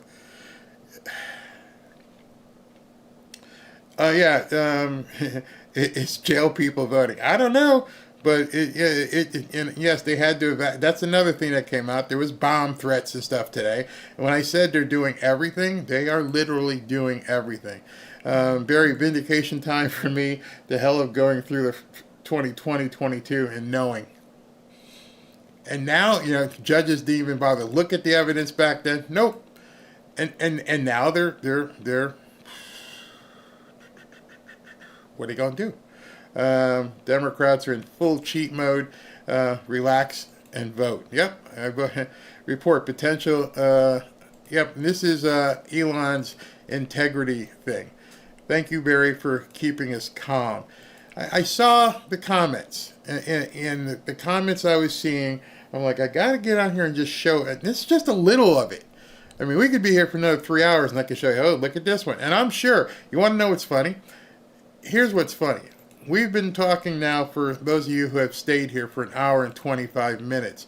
I am absolutely positive if I got on X right now and hit refresh, it's going to be a whole bunch more stuff. Guaranteed. I follow some people who are in the know, and these people, let me see, I'm just going to refresh and see what I can come up with here. Breaking. Yeah, right off the bat. And I trust her because Shia has gone through hell and back. And this very first thing that I see is this. Breaking. Widespread panic. Widespread reports of voting issues have been reported at multiple polling places in various Pennsylvania counties. This was the first thing that showed up on my feed when I hit refresh, just since we've been talking. If you live in Pennsylvania, stay in line. And look at all of them. Blair County, Cambria County, Huntington County, Somerset County. There are also widespread reports of issues in Bedford County and problems coming out of Clearfield County. They basically pulled the pin on a hand grenade and said, blow it up. We got to do something. We're getting killed. What's the refrain I keep saying? Winners don't do this. It's only losers. Okay. Here's another one. Like I said, this I could literally be here all day and show you this stuff because I know it's going to happen the rest of the day. Emerald Robinson, breaking. Tabulators are jamming in the Michigan counties of Monroe, Wayne, and Oakland, according to Trump campaign legal source. All day long. They're desperate. Like somebody said, you vote and relax. You vote and let the professionals who have to go ahead and take care of this stuff. They're doing everything. And you can see it in real time if you just go ahead and if you're on X and you refresh your here's a woman talking about it, and it's just nonstop. This is called desperation, people. This is utter desperation. This is a woman who went to vote. Says breaking. Votes cannot be counted in Cambria County due to, quote, alleged ballot issues, with respects indicating that the ballots are being placed in a lockbox for transfer to a second location. The voter has raised concern about how and who will be transferring the votes. So this woman went to vote, and as she went to vote,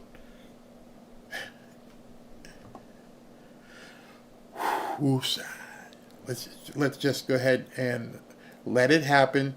And what you're seeing, and those of you who may be familiar, I've said the term before. This is called agonal breathing. This is people who are completely desperate. They don't know what to do at this point. And when desperate people, like I said yesterday, start being extra desperate, needing to throw Hail Marys at the last second, they make mistakes. And right now they're making lots of mistakes and they're getting caught. I want to show you one more thing here. This is, where is she? Okay. This is Laura Trump talking about what she's been doing to combat all of this insanity. And those are America First counties for the fence. Talk and then and those are America First counties. Get out the vote, get your ranchers, get your friends, and get to the polls and get those ballots. That's Kash Patel, but she's up next. Submitted today. And we saw the early vote totals all across really these battleground states were huge for Republicans, historic in so many places. And so that set us off on the right foot. And then I think you're seeing everywhere in the country right now, there are really long lines. Everyone I talk to in every one of the battleground states is telling me the lines are long. People are waiting in the lines.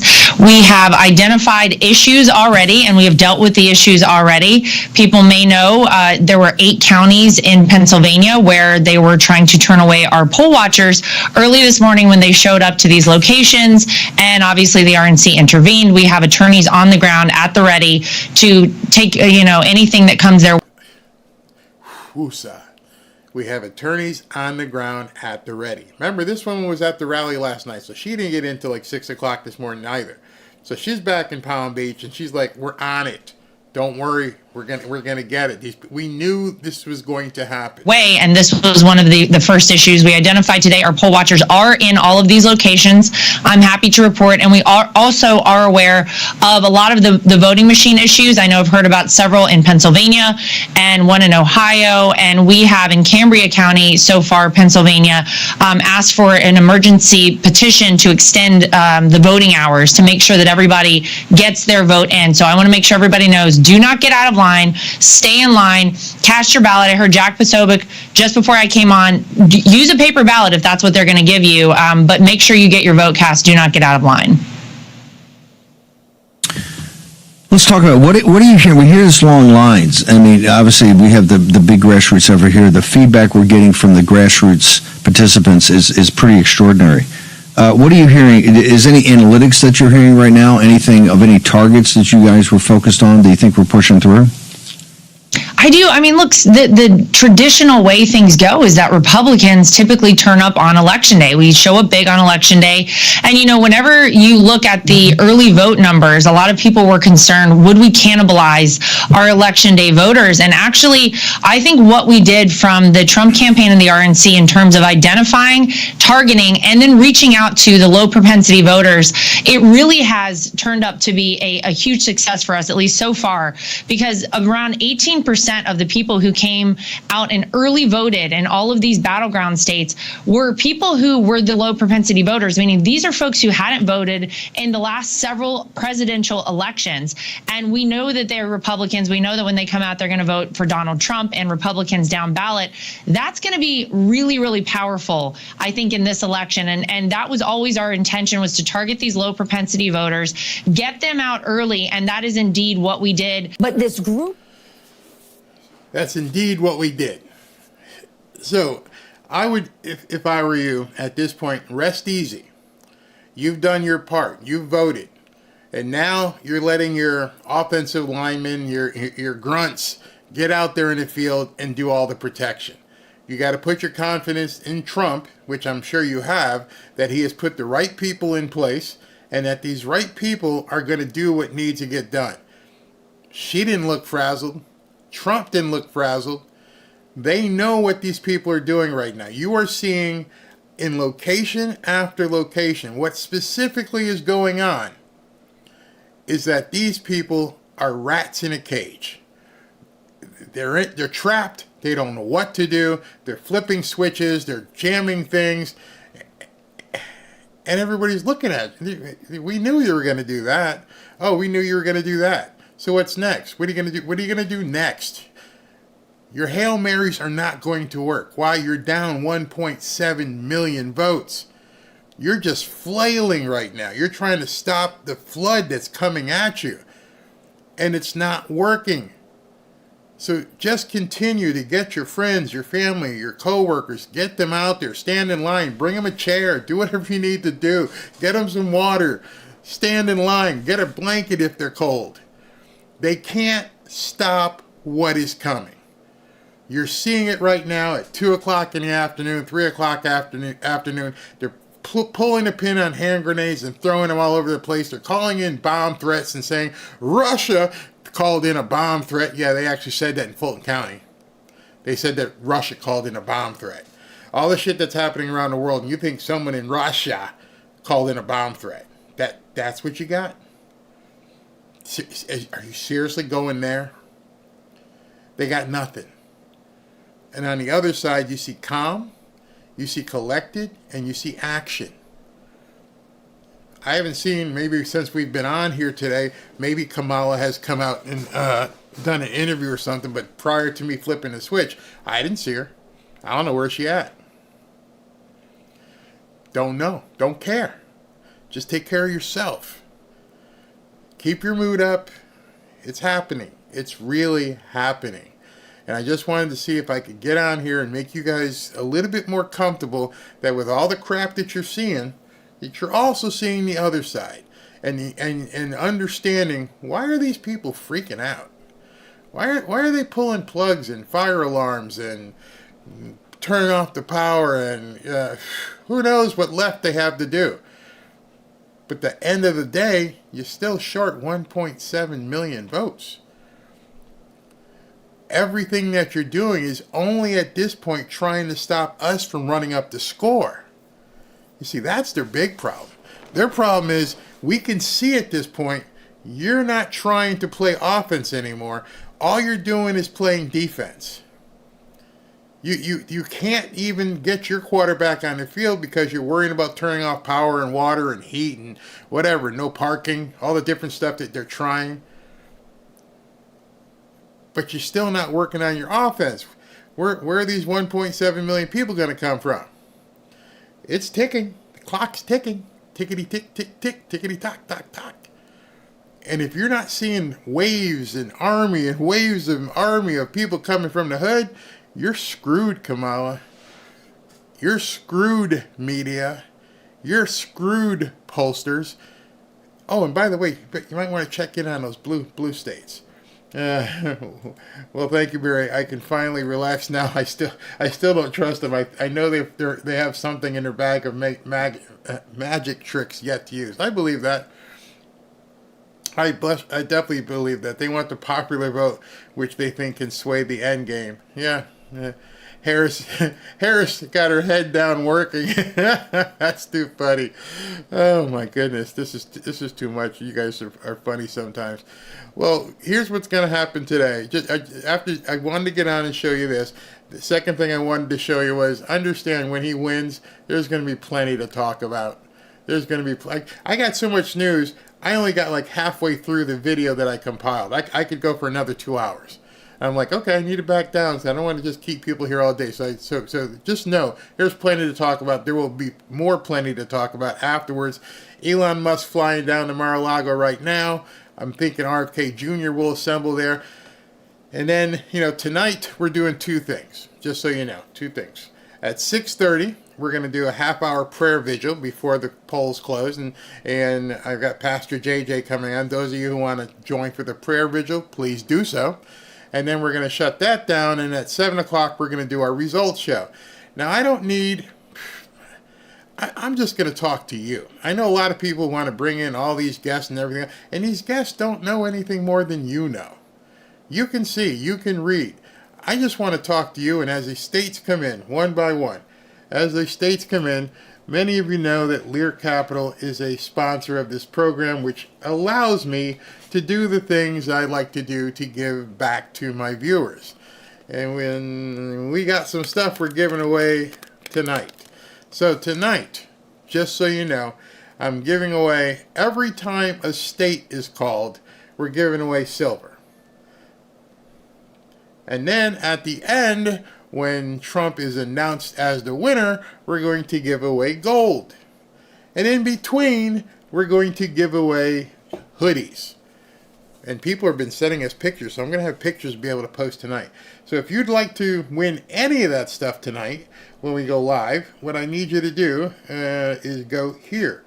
Go to fanfareshop.org, and as soon as you go there, you're going to see Robin, and she's going to be on the front page, and there's going to be a little field box below that where you can enter to win not just a hoodie, no longer. Now you'll enter to win, for tonight anyways, you get to enter to win a hoodie, you get to enter to win silver, and you get to win gold.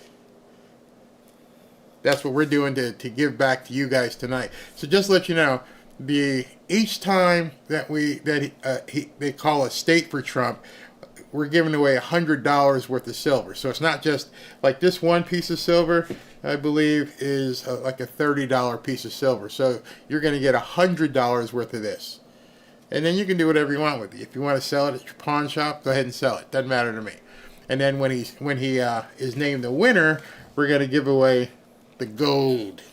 The gold, which I believe today is about $2,800 an ounce. So that's going to be fun. And then, of course, the hoodies, which you're going to see pictures of people wearing who've gotten their hoodies that Ashley has been mailing them out to. In addition, if you'd like to join our private membership, which is different than a membership on YouTube, I believe it's so much better than a YouTube membership because you can actually, besides making a comment, you can actually get on there and post content all over the place. There's people making videos. And I have to re-update that picture because I think SV just told me we just broke 8,000 people in that group. 8,000 fellow patriots. So get up in there. I'm going to go ahead and let's do this. Acknowledge the super chats. I found my new way to do it with my new software. Well, actually, it's the same software, but I can do it this way. Bomb threats, yeah, crazy. And this is from Jesus Montalvo. Barry, my sister, lives in Puerto Rico and just sent me a picture of a ballot for Trump. The problem is we don't vote for the president in PR. That's crazy. That's absolutely crazy. This one is from James Moody. Hopefully the RNC is on top of this. Otherwise, yep, they seem to be on top of it. I just showed you. I hope you can see that. Miss Fabulous, I love your handle. Hi team, I tried to bring people to the vote, but none of them were interested in voting at all. Tried to change their minds, but didn't budge. Can't help these people. Can't. I'm telling you, there are going to be so many people who never make it back to normal. Yeah, but they still need us. Best we can do is pray for them. Andrew Knutson, yeah. The secret they were talking about is the discrepancy. Elon already ran those numbers. That's going to be interesting. JKC, wow, thank you, JKC. You didn't put a comment, but your donation is definitely appreciated. Critical conversations, thank you very much. I am Planet Hermit, hermits for Trump. Is that like a squirrel or a raccoon? What the F? All polls show that Trump was winning. Yeah. These people, they sacrificed their livelihoods. They absolutely went all in and did some crazy stuff because they just felt, I don't know why. Maybe they had Diddy party invites or something. Common sense paper ballots would be a flat-out mendacity killer. Ooh, good word. Common sense going forward. Yeah, they don't want any part of that. See, nobody wants what the Democrats are offering, so they have to manufacture everything. Art Rich, machines used in my country, Venezuela. I do want to take this comment. Barry, I'm so glad that you're talking positives. I do have hope. I believe there's no way he can lose. But why are so many still underestimating the corruption of the establishment? Because I don't think at this point it's a matter of losing. I think people are concerned of what happens when he wins. They're not going to lay down. So you can expect, depending on what happens tonight, riots, all kinds of craziness. Who knows what Jamie Raskin and his boys have stewed up. Just be careful. Stay frosty, as they say.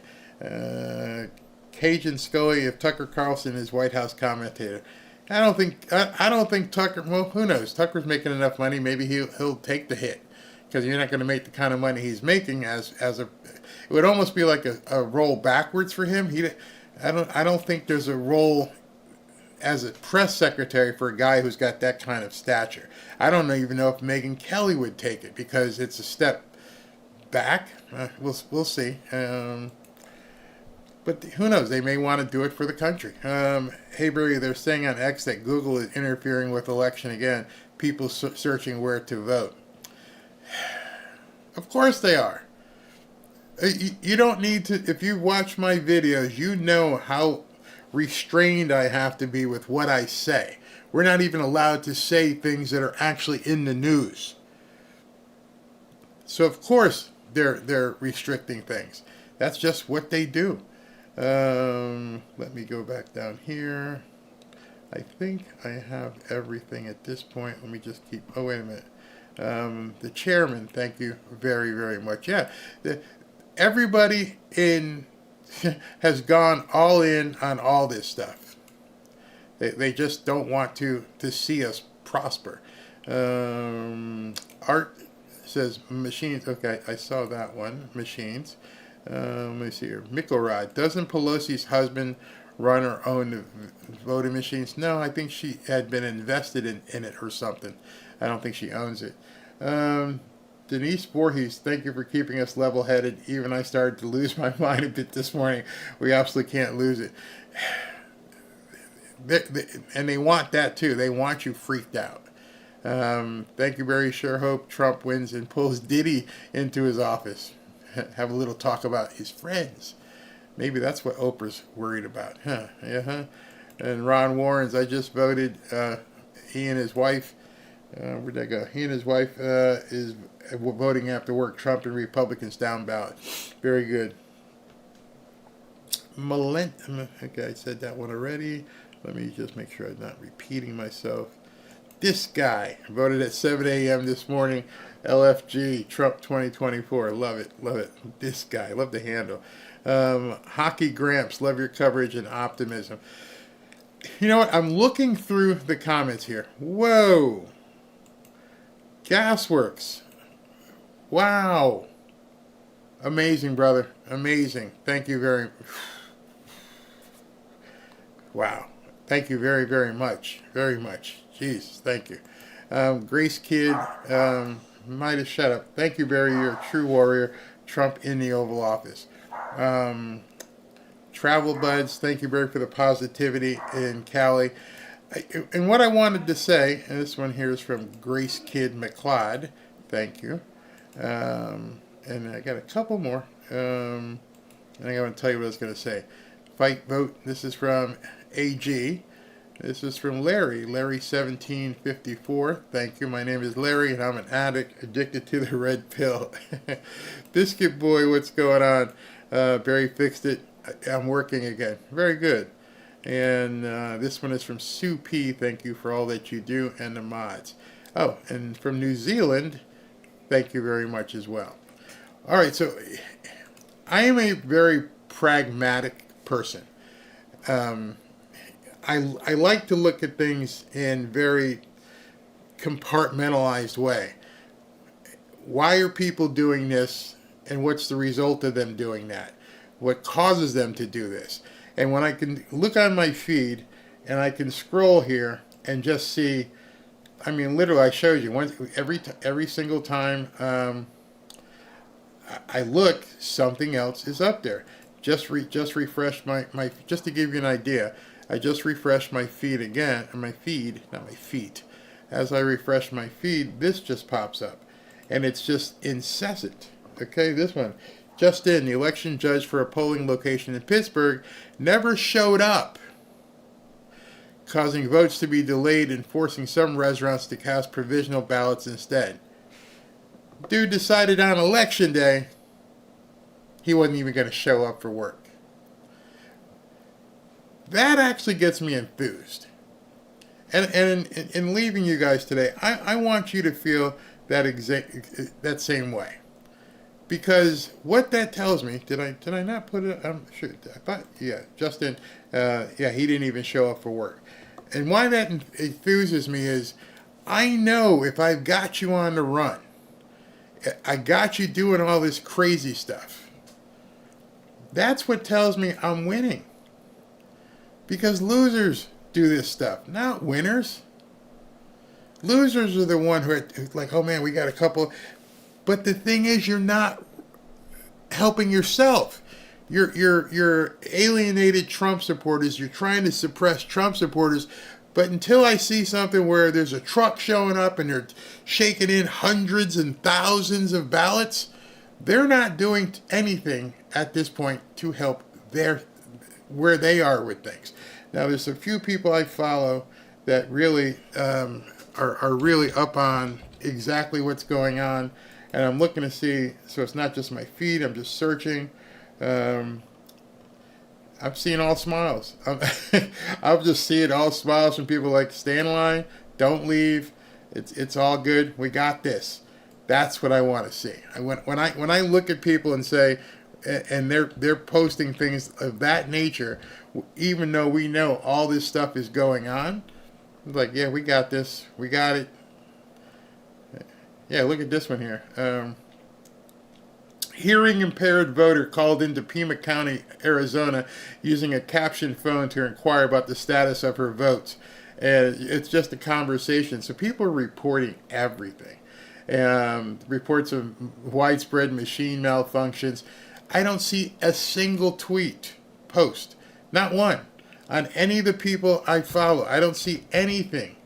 And you guys, this is what you can look for. I don't see anything where they're saying that people at the polling precincts are stuffing ballots. Don't see it. So if there's nobody trying to basically add votes for the Democrats, and all they're doing is playing defense to try and suppress the Republicans, it's a losing cause. You're not playing any offense. It's like getting the ball in the 2-minute warning and just keep giving it back to the other team. We'll just keep playing defense. Well, what are you going to do? You mobilizing? You getting any people out there? No, they're just not there.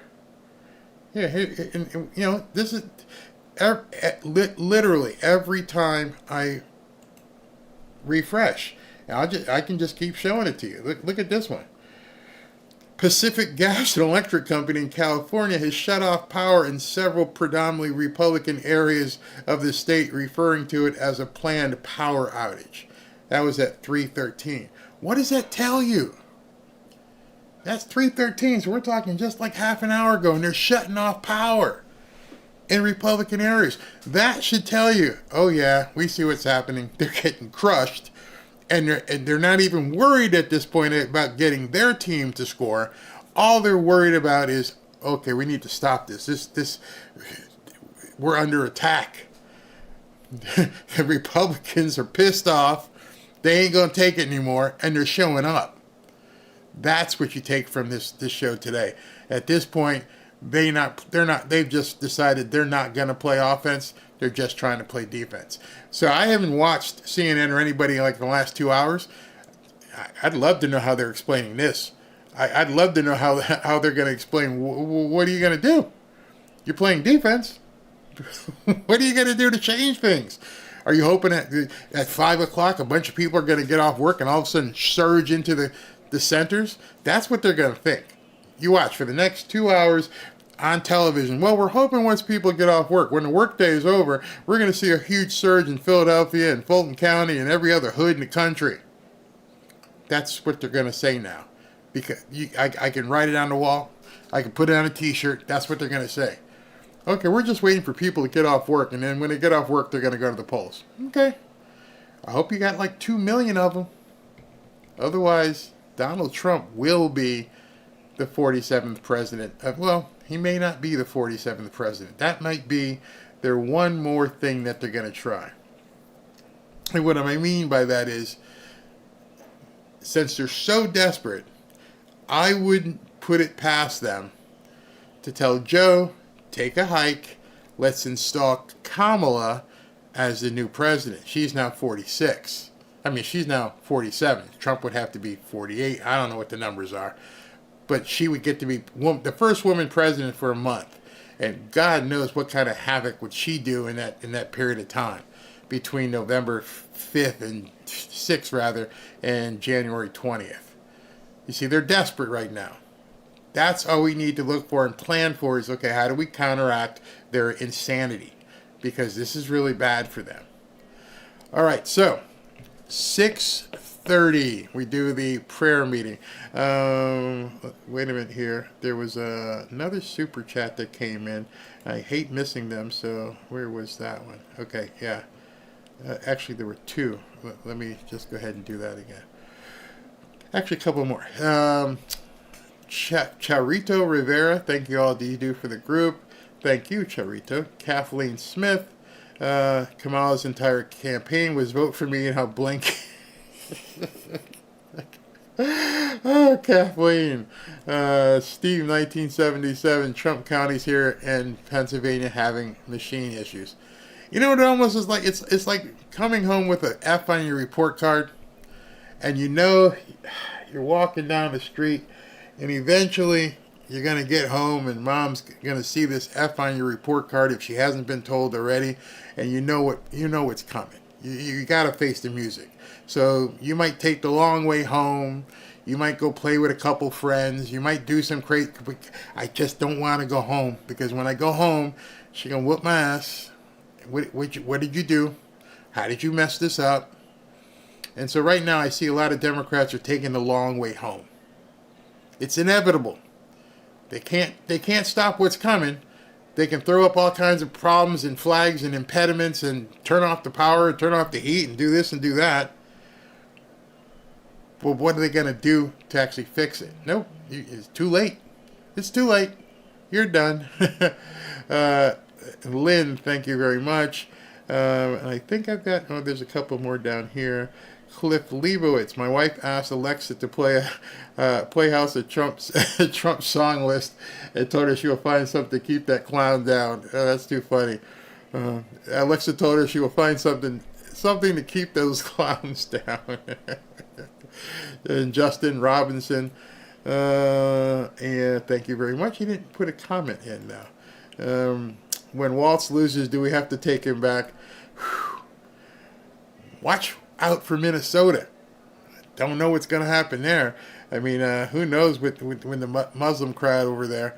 Carmen, let her bark. She's just rooting for Trump. She came back and laid down, so she's okay. Trend Suspension Service, thank you very much.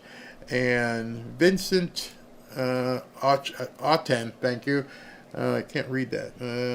Thank you for all you've been doing. You create an incredible community here, and I'm proud to be a part of it. Thank you very much. Thank you very. Oh, and I've got Richard Draves, thank you, and the chairman. Thank you very much. Oh, wait a minute. One last one. Oh, no, I did that one. All right, so we'll see you. If you want to, please join us at 6:30 for the prayer meeting. We're going to pray over the last vestiges of this election to see if we can't help get Trump protected and put the armor of God on all Americans for what may follow. We'd love to have you. From 6:30 to 7, we'll be here with Pastor JJ. And then 7 o'clock, we'll do the wrap-up and results and everything else at that point. So if you guys are subject to seizures, don't watch this outro. But if you aren't, enjoy. We'll talk to you in about 2.5 hours.